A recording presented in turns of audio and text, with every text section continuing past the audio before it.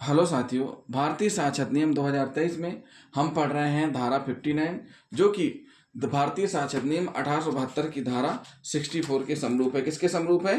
धारा 64 के समरूप है। दस्तावेजों का प्राथमिक साक्ष्य द्वारा साबित किया जाना।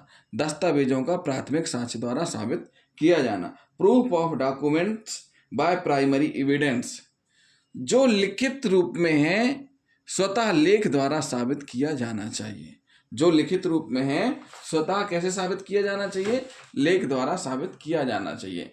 दस्तावेज अपनी अंतर वस्तुओं का स्वयं बड़ा साक्षी है, किंतु कुछ अपवाद हैं जो धारा 60 यानी भारतीय साक्षरता नियम 2023 भारतीय साक्षरता नियम 2023 की धारा 60 और 1872 साक्षरता नियम की धारा 65 में वर्णित है। क्या वर्णित है? जिसमें द्वितीय साक्ष्य दिया जा सकता है। क्या दिया जा सकता है? द्वितीय साक्ष्य दिया जा सकता है। पीसी पुरुषोत्तम बनाम एसपी रोमल में धारण किया गया है कि एक बार जब कोई दस्तावेज उचित रीति से स्वीकार कर लिया जाता है तो साक्ष्य में उस दस्तावेज की अंतर वस्तुओं को भी स्वीकार कर लिया जाता है, भले ही वे अंतर वस्तुएं निश्चायक साक्ष्य ना हों। ये क्या हुआ? एक जजमेंट है पीसी पुरुषोत्तम बनाम एसपी रोमल, हमने आपको बताया। द्वितीय साक्ष्य के सुसंगत होने की कितनी शर्तें रहती? 2 शर्तें। पहली शर्त क्या है? जो पक्षकार मौखिक साक्ष्य देना चाहता है उसे दस्तावेज का द्वितीय साक्ष्य देने का हक होना चाहिए।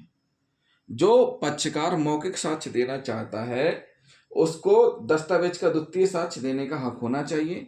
जिन परिस्थितियों में द्वितीय साक्ष्य दिया जा सकता है वे धारा 60 भारतीय साक्षरता नियम 2023 और 1872 की धारा 65 में बताई गई हैं।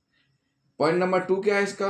मौखिक साक्ष्य केवल ऐसे व्यक्ति द्वारा दिया जा सकता है जिसने खुद मूल दस्तावेज देखा है। दस्तावेजों को साबित करने की रीति क्या है?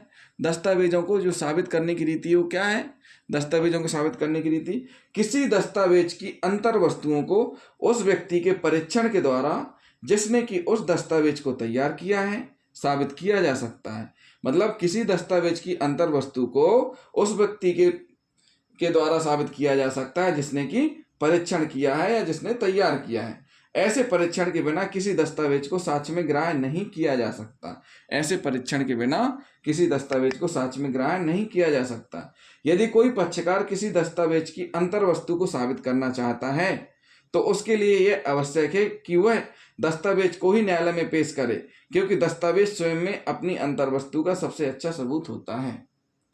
किसी दस्तावेज की अंतर वस्तु की स्वयं ही विवादक होने और उसके किसी अन्य तत्व को साबित करने हेतु प्रयोग में लाए जाने में जो भेद है उसे ध्यान में रखना आवश्यक है।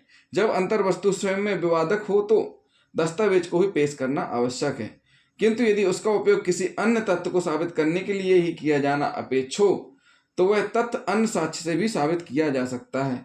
उदाहरण, यदि का से खा को कुछ रुपए प्राप्त होता है तो रुपए देने का तथ्य रसीद से साबित किया जा सकता है। यदि का से खा को कुछ रुपए प्राप्त होता है तो रुपए देने का तथ्य रसीद से साबित किया जा सकता है। एवं उन व्यक्तियों के मौलिक साक्ष्य से भी साबित किया जा सकता है जिनके समक्ष रुपया दिया गया। यह तथ्य की दस्तावेज विधि के अनुसार अग्राह्य अपील में भी साबित किया जा सकता है। दस्तावेज की ग्राह्यता के विरुद्ध आपत्ति, यदि दस्तावेज पर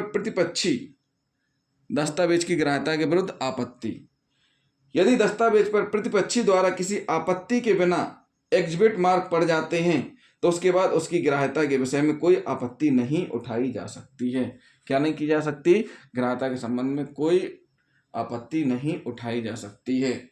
यदि दस्तावेज पर प्रतिपक्षी द्वारा किसी आपत्ति के बिना एग्जिबिट मार्क पड़ जाते हैं तो उसके बाद उसकी ग्राह्यता के विषय में कोई आपत्ति नहीं उठाई जा सकती है। तो साथियों, ये हुई धारा 59, दस्तावेजों को प्राथमिक साक्ष्य द्वारा साबित किया जाना। अब हम पढ़ेंगे द्वितीय साक्ष्य कब दिया जा सकता है, धारा 60 में, और भारतीय साक्षरता नियम की धारा 1872 की धारा 65 में हम आपको बताएंगे द्वितीय साक्ष्य कब दिया जा सकता है। तो जिन साथियों ने अभी तक हमारा चैनल सब्सक्राइब नहीं किया है तो हमारे चैनल को सब्सक्राइब कर लें और वीडियो को लाइक और शेयर करना ना भूलें। थैंक यू दोस्तों।